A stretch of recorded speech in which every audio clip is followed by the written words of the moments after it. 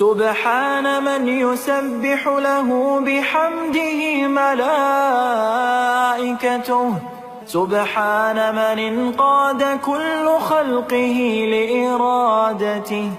Un jour, nous dit Anas ibn Malik, le prophète a fait un sermon, et il dit, je n'ai jamais entendu un sermon aussi éloquent, aussi fort. Et le prophète leur a dit, si vous saviez ce que je sais, si vous saviez ce que je sais, vous ririez peu et vous pleureriez beaucoup.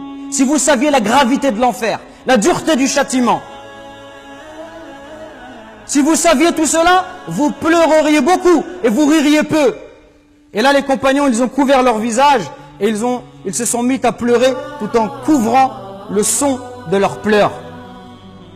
Chers musulmans, la question qu'il faut se poser maintenant, quel est le mérite de pleurer par crainte d'Allah?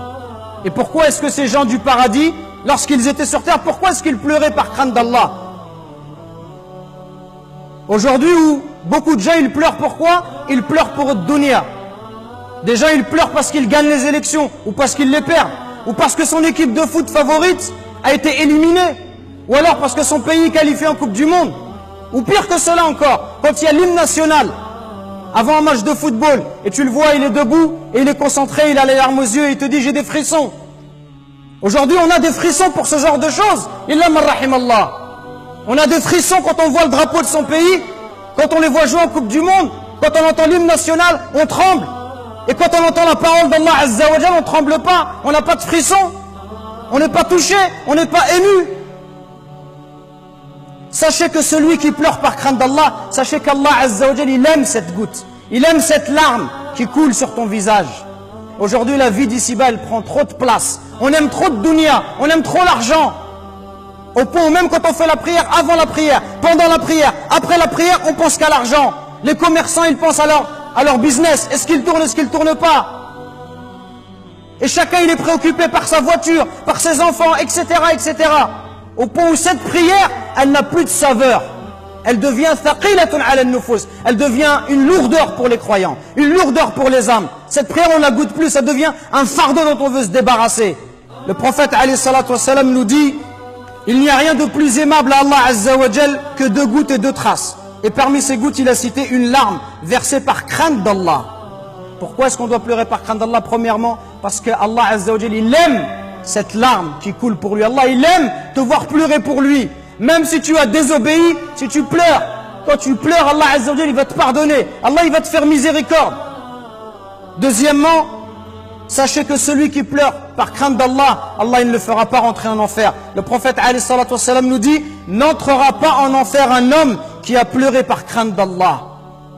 Troisièmement, sachez que le jour de la résurrection, ce jour terrible, où tout le monde sera nu, incirconcis, exposé à la chaleur du soleil, ce jour-là, 7 catégories de personnes seront protégées sous l'ombre d'Allah. Le jour où il n'y aura pas d'autre ombre que la sienne.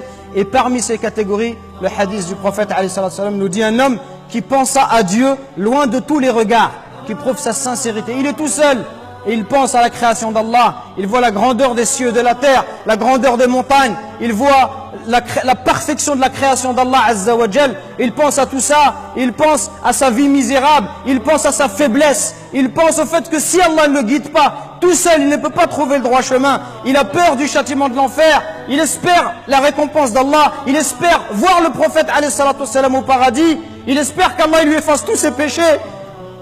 Il a peur d'être puni. Il a envie de voir Allah Azza wa Jal parce que c'est la plus belle récompense. Celui-là qui est tout seul, par sincérité envers Allah, et il se met à pleurer, Allah Azza wa Jal, il a pris l'engagement de le protéger. Donc ne soyez pas désespérés, la porte du repentir, la porte de la miséricorde, elle est grande ouverte, mais prenons cette voie-là et détachons-nous de la vie d'ici-bas. Détachons-nous de la vie d'ici-bas, arrêtons systématiquement de parler de dunya et notamment de football. Parce que beaucoup de jeunes, ils sont éprouvés par ça.